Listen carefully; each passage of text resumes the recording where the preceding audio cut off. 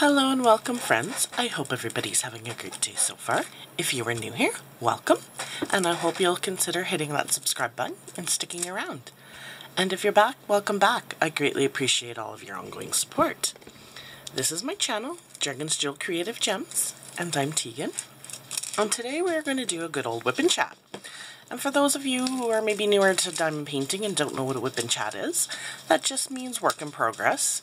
And so you pull out a work in progress, whether that's a diamond painting, another crafty project, whatever you want. You can even treat it like a podcast, get some cleaning done around the house, get some chores done, that sort of thing. And I keep you company while I chat and catch everybody up on my last 2 weeks. I am working myself today on a diamond painting, which is usually what I tend to work on during these.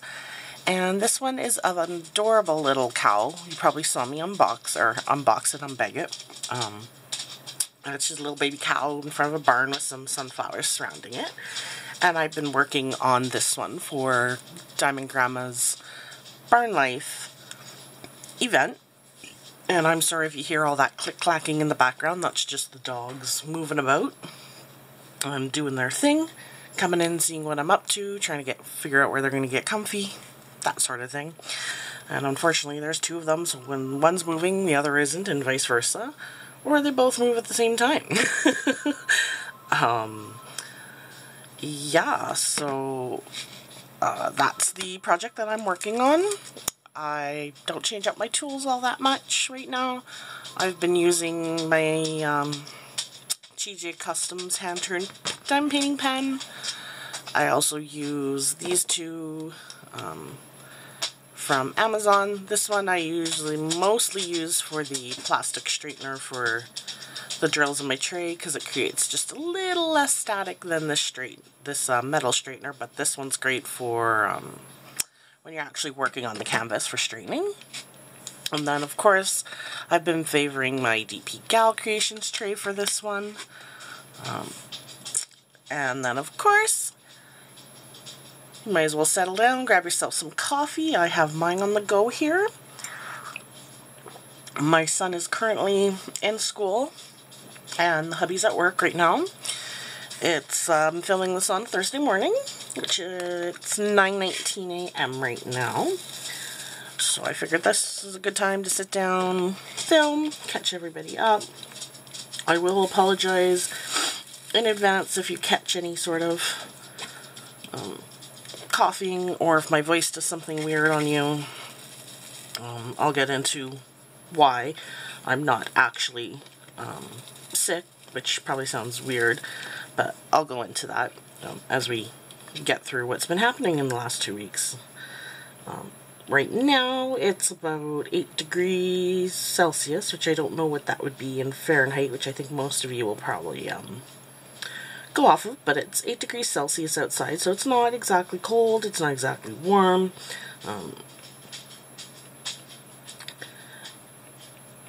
But it is nice out. It's sunny right now. Oh, also, I apologize if I sneeze. I'll try, of course, as much as possible to edit most of that out if I can. Yeah, so let's, I guess, catch everybody up. It's been pretty status quo during the week. Just, stay-at-home mom, getting stuff done around the house, getting up with the kiddo, sending him off to school. Now that it's getting nicer out, he plays this game of, instead of getting on the bus, he likes to point at the bus because clearly he knows it's there, but he's not ready to get on it. He'd rather play outside.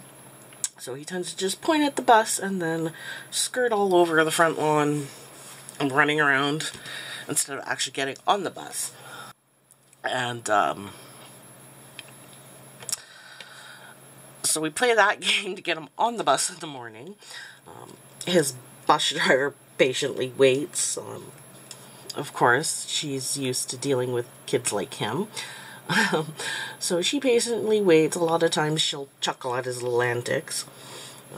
But eventually I do get him to the bus door and she opens it up, and then he he likes to take his stuff to Chase from Paw Patrol with him to school and on the bus.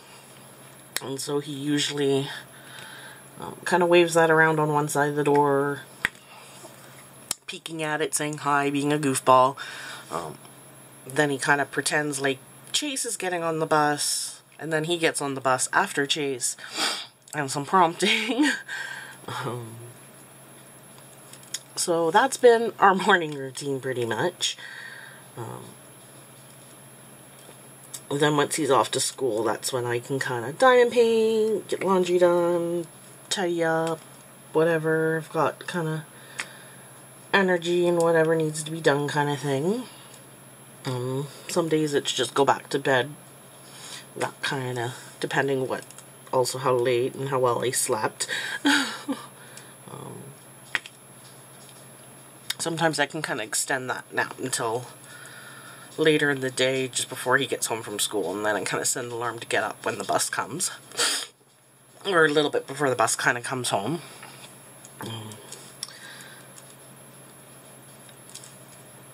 So that's kind of been our week. Hubby goes to work. He's usually long gone by the time we get up. He drives out to Fort Saskatchewan and we're in Edmonton, so it's about I would say 40-45 minute drive, something like that, to get out there. Sometimes an hour depending on traffic. So it's works out to almost a 2-hour commute by the time he leaves and comes home from work, plus his 10-hour day of work. So it's a fairly long day for him. I do my best to make sure there's a dinner or an easy dinner where it's all kind of prepped and he just can toss it onto the barbecue kind of thing. So I do try to do that as much as I can. My carpal tunnel, of course, kind of limits a lot of that sometimes, especially when it's acting up, that sort of thing. But we work with it, we try. Other than that, that's kind of our normal day-to-day stuff. That was broken up last week on the 11th because we had, my hubby had got me tickets to Disturbed concert here in Edmonton at our arena.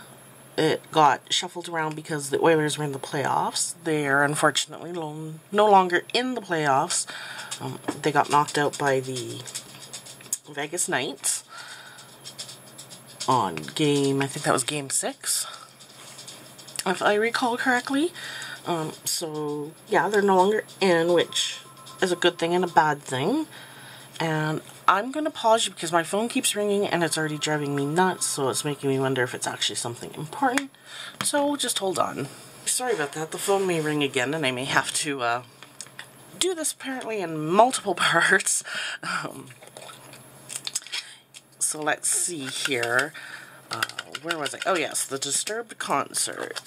We had tickets to that, and Theory of a Deadman opened, which I don't tend to listen to them. I did, however, recognize more songs than I thought I would from them. Mostly from like early 2000s, probably, that I've heard on the radio, that sort of thing. So I did recognize a couple of the songs from them, but they definitely weren't the reason that we went, and they were okay. I mean, they got the crowd. The people liked them. They got the crowd kind of amped up for Disturbed. I think they were on for about an hour before Disturbed came on, and then Disturbed played for about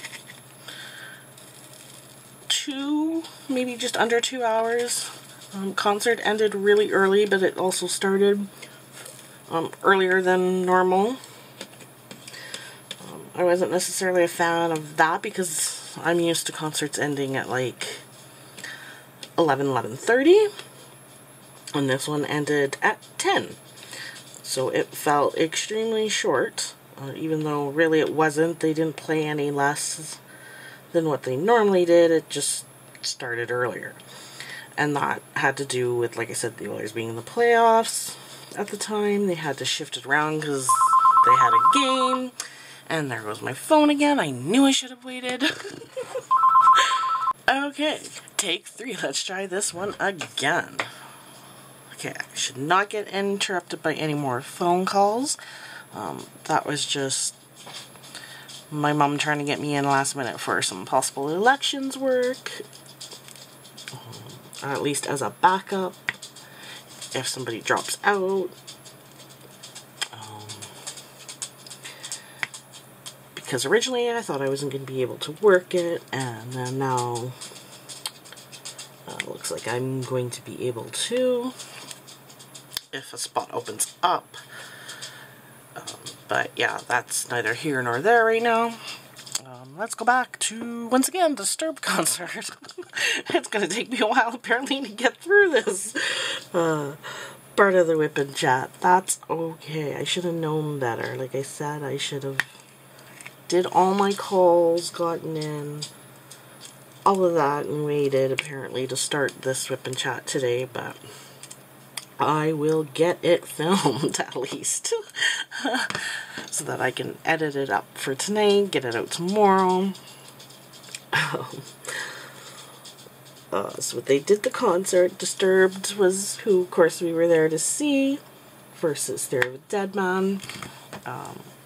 Disturbed had a very strong start to their concert when they came out playing Hey You, which is one of their new songs that I absolutely loved. So for me, that was a very, very strong start to come out with one of my favorite songs from their new album. They even went way back and played Down with the Sickness from one of their first albums. They played songs from albums in between. They also played Sound of Silence, which is one of their very, very, very popular cover songs that they did. And then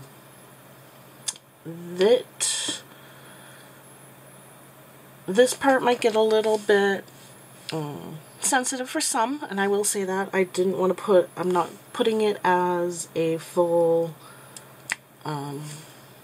warning or anything on this video, as I'm hoping it won't take up too much of the video. But they ended up talking about depression and addiction, and it ended up being pretty much a very, very powerful group therapy session by the time they were done. But they raised awareness to it.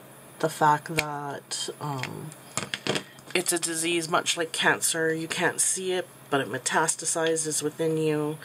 Kind of takes over your body, your mind, your soul. And so they just kind of talked about it and how they're sick of losing so many people that they love and care about to this disease, and to addiction and depression.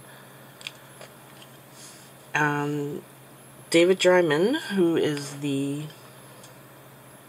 lead of Disturbed, actually opened up with a lot of courage, I think, and told his fans that night at that concert that about 2 months prior, he almost joined his friends Chester Bennington from Linkin Park and Chris Cornell and Scott as well.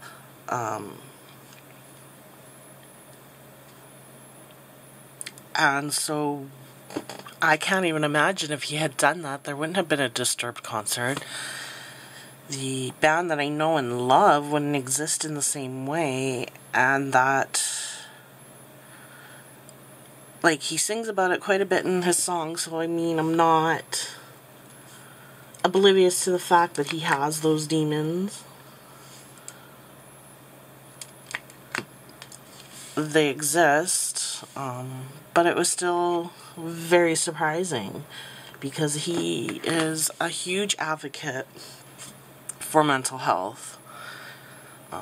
And so, yeah, it was just really powerful. And then he proceeded to ask the crowd if there was anybody out in the crowd who had ever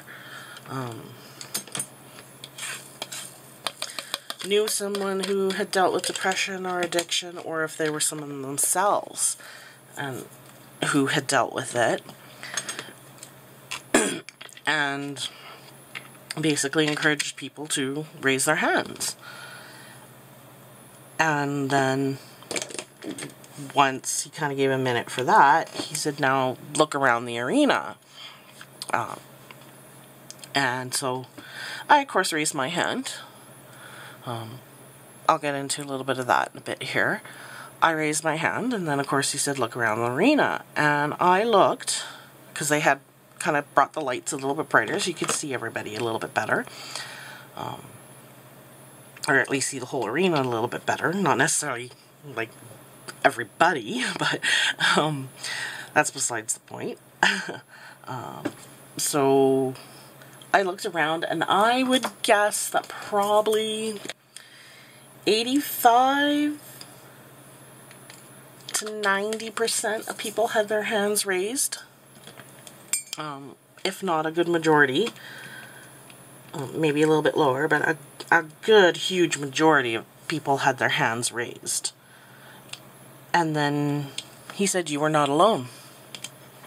And that is so true. So, so true. You're not alone in the fight. People can either relate because they're going through it themselves, or at least they know somebody who has. And he also said it's okay to not feel okay, and that it's okay to ask for help. And they, of course, gave out a mental health awareness hotline information and addiction help hotline and a suicide help hotline kind of information as well up on the big Videotron in the middle of the arena. So that was very, like I said, it was powerful. And I'll get into why. Not only have I gone through depression, I had a case of it that I had dealt with it for, I would probably say, a better part of 5 years when I was in junior high, before I was kind of able, through help, counseling and some medications, and just kind of learning to cope and navigate my way through it, and what I was feeling during it, and recognizing how it affected me as well. And before it I was able to get out of that. And I had gone many, many years without it. But a couple of years ago, it did relapse. And I did have to go back on some meds, and I did have to go through what they now call a behavioral person, and they just kind of, once again, coping strategies, what are you doing that you can kind of help yourself get out of that. And I was, at the time, in a place with this cycle of it where I lost interest in everything that I loved and enjoyed. Absolutely everything.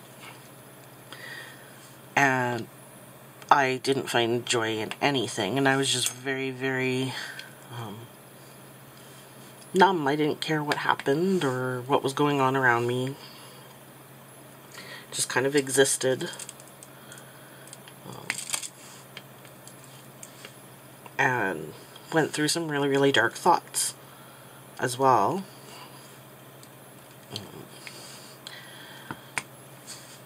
Once I kind of started using some of those things to kind of get me to a better place, and feeling just a little bit more alive, I guess, really. Just not feeling completely numb and starting to care what was going on around me. I found my way back into my love of crafts and crafting and kind of all things creative. And that's when I discovered diamond painting. And so now, diamond painting has become an extremely wonderful source for my mental health when I'm both stressed and just on a day maybe that I'm just not feeling quite myself and I'm struggling a bit. I tend to gravitate towards taking the time to diamond paint and just losing myself in the process. So definitely, depression has been something I've dealt with. I know those demons. I know from one day to the next they can be quiet, and other days they can be rearing their ugly head and whispering their ugly thoughts, and that could even happen all within the same day sometimes. And so it is definitely a real battle. And then just thinking about all that, of course, they ended up playing one of their songs, A Reason to Fight. So it was an extremely powerful moment within the concert. Not only because I personally could relate to that fight and that battle, but also last fall, the fall of last year, I lost a really close friend to depression. He actually took his own life, and I knew he was struggling, and I did my best because I was struggling at the time too. I did my best to try to check in with him and just kind of be like, how are you today? By all means, I couldn't do it every day, but I did it on my better days. And when I thought of him,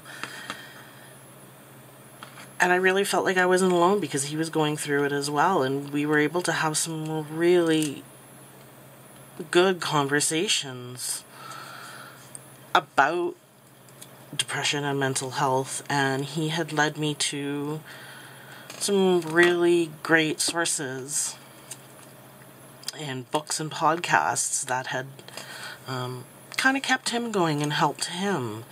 And he had always been, once again, another huge advocate for mental health. Huge. And so when I got the information that he had taken his life, I was in complete and total shock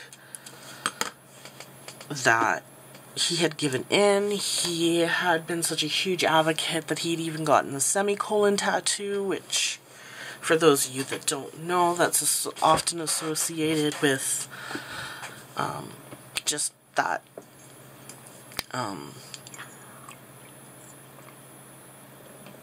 that your story doesn't end. That this is not your ending, that things do go on and things do continue, and that there's more to your story, basically, is kind of the summed up version of it. But he had that tattoo, he firmly believed in that, and so when he took his own life, I was in shock at first, definitely, and then a lot of denial. And then I just really had a hard time understanding.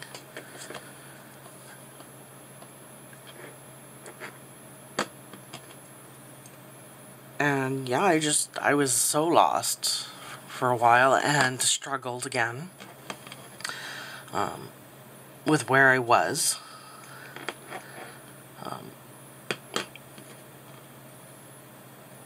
And I mean, obviously I've accepted now that all of that has happened, but it brought up that concert, just talking about it, brought that back up for me, and just that loss. And just thinking, you know, how I just remember feeling so guilty after it all happened too, is maybe I should have checked up with him more. Maybe if, you know, I had checked up more often, maybe he would still be here. And it's not that I didn't check up with him. I did multiple times, and when I did, he had always been honest. He would let me know when he was struggling, and he would let me know when he was good. And the last time I had talked to him before he took his life was, he was in a good place. He was in a good spot. So that's partly why I went through so much shock when I found out. Because, I don't know, I guess I thought, stupidly, thought that he would stay in that spot, that things would continue to progress and get better. So yeah, it kind of brought, I struggled again with my own depression at that time, and I did a lot of self-care, just to kind of, so I wouldn't go there, so I wouldn't go back to that deep, deep, dark place. And I held on. And I mean, I still have days that are rougher and easier and better and worse than others. But it just goes to show you how quickly things can change. So the message that Disturbed brought at that concert, I think, was huge in so many ways. And I'm glad that they advocate for stuff like that, and that they speak up about stuff like that, both through their songs and, yeah, we were sitting there jamming out at a metal concert and having the time of your life, and sure, it brings down the mood a bit. Like, I ended up crying, actually crying during their concert, during that part. Like, tears running down my face, me wiping my eyes kind of thing. Because I could relate.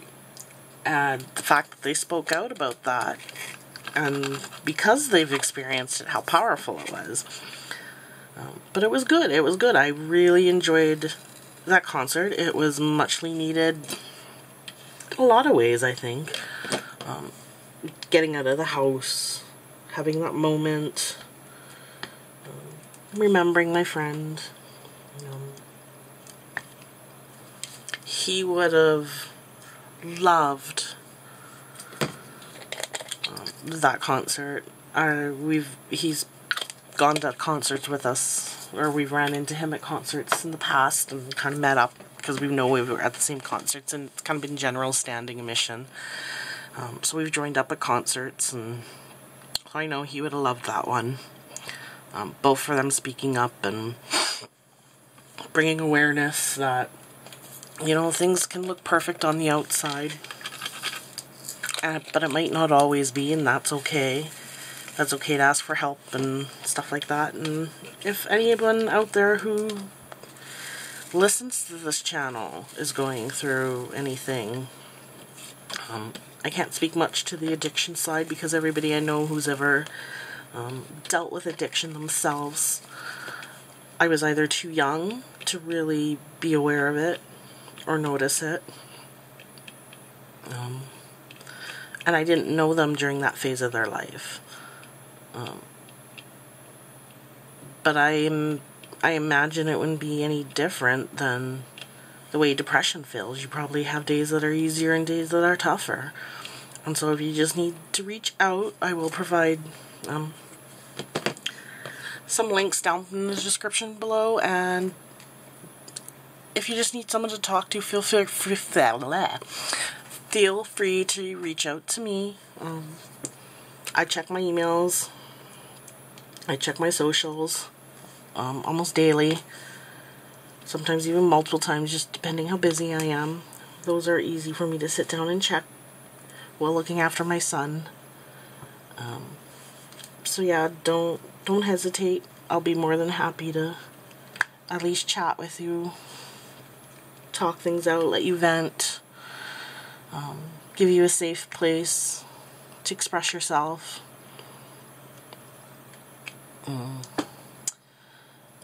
And I'm just really going to leave it at that. I don't want to bring this chat down. I don't want to make the chat about that.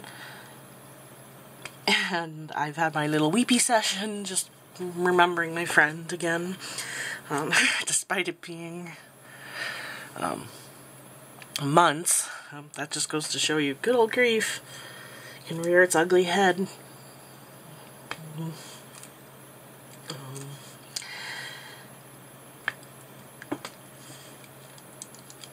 But the concert was good. We had a lot of fun. It was a great night out.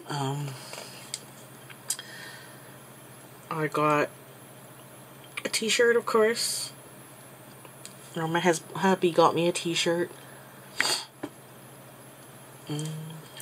All my concert t-shirts have kind of gotten worn out over the years, and because I wear them like a religion. That's pretty much most of the time what I wear is concert t-shirts, zip-up hoodies, you know. I live in that kind of stuff, comfy clothes. I'm not much of a fashionista. But yeah, so that was, like I said, a great night out. We had gone out for dinner at a pub that was downtown, and I had a beer before the concert, and had a handful of them, well, at the concert as well. So it was kind of just a muchly needed night out for both me and the hubby and all of that. So it was amazing. I found out afterwards too that a couple of my friends were there. Not surprised. A lot of my friends tend to go to metal concerts and similar bands that I do, and I don't always know whether or not they're attending. Given this one was very much a surprise for even me to go to, it's not like I was able to be like, hey, I'm going to this one, until like pretty much the week before.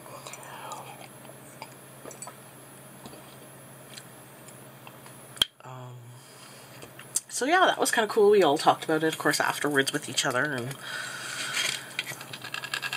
things like that. So that was kind of fun, and the fact that I think one of them said they were only a couple of sections away from where we were seated. They were able to tell that by a picture I had taken when I was there. So that was kind of fun. And of course, if I had known they were there, we could have like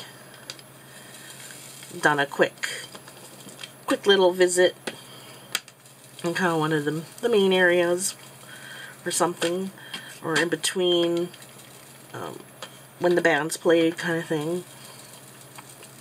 But that's okay. I'll get a chance to visit with them, and I mean, we did get a good chat after the concert, and kind of talked about our experiences and stuff, and so that was really, really cool.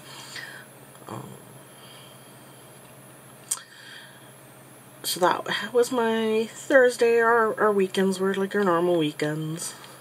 Little guy spent some time with his nanny and papa, my parents, which he always loves. He's actually quite funny because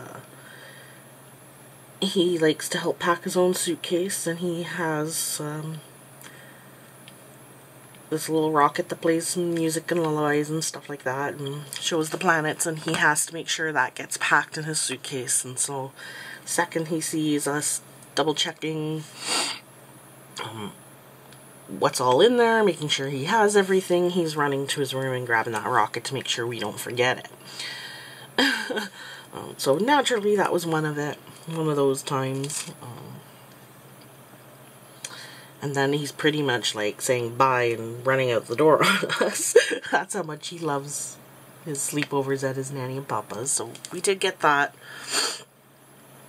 on the weekend. That had actually happened on the, they took him for the Thursday night instead of just watching him here.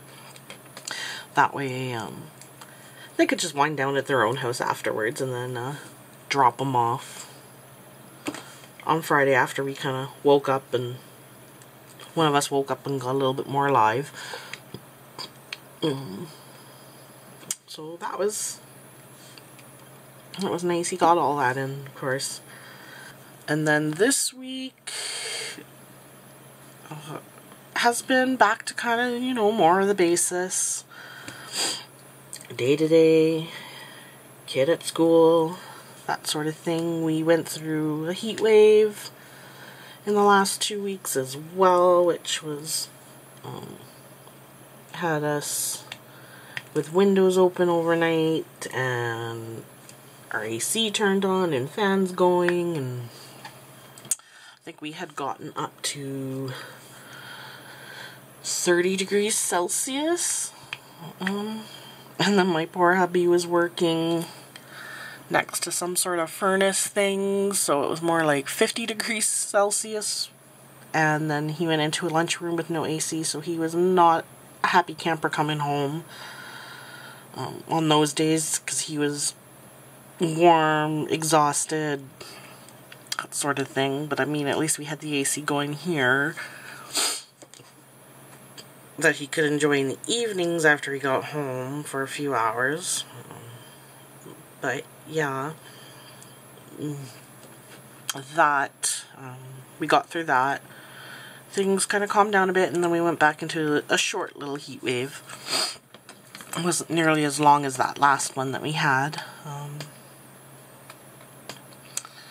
And now we've got the lots of wildfires happening in the province right now. I think last I read there was something like 60 some wildfires that were out of control, or in control, maybe. I can't remember the exact order, but there were like 68 and then 24 or something like that that were either way, lots of wildfire smoke in the air. It's been coming into the city all over Alberta, actually, it seems. Most people I talk to have got. My hubby's aunt, who's down in Calgary, she said they're experiencing lots of smoke in the air down there. That's why I said that if my voice does anything funny or you catch any of the sneezing and coughing, my allergies have gone through the roof from the wildfires, smoke being in the air, and that's just kind of the toll it takes on me. It's been really bad. I've ended up actually having a really sore throat from the smoke in the air, and I'm not even spending a lot of time outside. I'm pretty much just going out when I put my son on the bus and going out to take him off the bus and maybe going to and from a vehicle. But otherwise, I have not been outside doing anything for that reason, and it's affected me so badly this time around. Like I said, my throat has been so sore. I'm starting to feel it in my chest. I haven't been breathing too fantastic. Now, normally I don't take puffers for anything and like that, so I don't have anything like that I can take, but I've been taking Reactin to kind of help with the sneezing and those, like, the itchy watery eyes that I get from allergies as well. So I've been doing stuff like that. I've been doing the allergy Visine drops if my eyes start to irritate and bug me from the smoke. Not that it's coming in the house. I keep all doors and windows closed, and we've got like a little air filter system that I turn on, but it's just from those short little bouts in and out that are affecting me this way. And I actually have an appointment tomorrow morning with my doctor just to discuss how it's affecting me, and we'll see. He'll probably take a listen to my chest and my breathing, and who knows, maybe he'll give me a puffer to help with some of it, because like I said, I've never felt this way before from, like, I react, don't get me wrong, I react, but usually I can do those short 1-2 minute bouts outside and I don't react this bad. I don't end up with the huge cough or the kind of the heavy feeling in the chest. when I cough and stuff like that. The nose, it's kind of gone down in there a bit more. It's almost like when I'm coughing right now, it feels almost like on the onset of bronchitis. Is probably the best way to kind of describe it. So I know it's affecting me in a way that normally it doesn't. So I do just have an appointment to kind of discuss that with my doctor and see if there's a little bit more relief that I can get while this is in the air, because this is a very natural part of summer in my province. This isn't probably going to be the last time we experience smoke in the air either. But in previous years, like I said, it's never been, my reactions have never been this bad. So yeah, definitely just kind of want to get some relief there. So I've got that appointment tomorrow morning set. I booked that this morning when I got up and they opened. And then that phone call I just had was, like I said, just to kind of be a backup for the election. So I've got, that was just the phone call for getting my stepdad to make sure he's home for when my son comes home from school, so that I can go and do the quick little brief training course.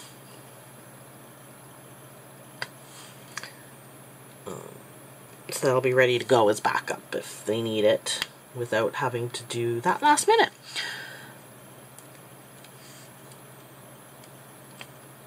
And I think really that's about all that's been happening the last little bit. It's just, like I said, pretty status quo, other than trying to survive these stupid wildfires and kind of having a little bit of an up and down, but with the depression and whatnot. Not really much more that I can add, I don't think. I'll just go to training this afternoon for the election here coming up, if I can help out, because now my hubby, I originally thought I wasn't going to be able to work it because it was sounding like the hubby was going to be working it, but I guess, I don't know what the heck his work is doing. They're manning up for the shutdown, but yet they also don't have a lot of work right now until the shutdown, and they can't hire everybody all at once, so they hire in little kind of groups, and then so you've got half the guys sitting around not working, and then a bunch of them working their butts off. And then I guess they were originally going to take today off because of having not much to do and whatnot, and this is after phoning around last week seeing if any of the guys wanted time off because of the heat wave. But my hubby kind of said, no, we need the money, I need to work.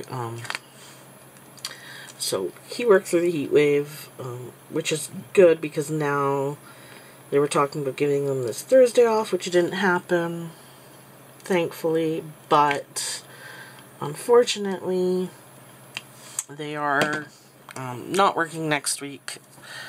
They're giving everybody next week off because there's no work. And they're trying to extend it and whatever. I don't know what they're doing.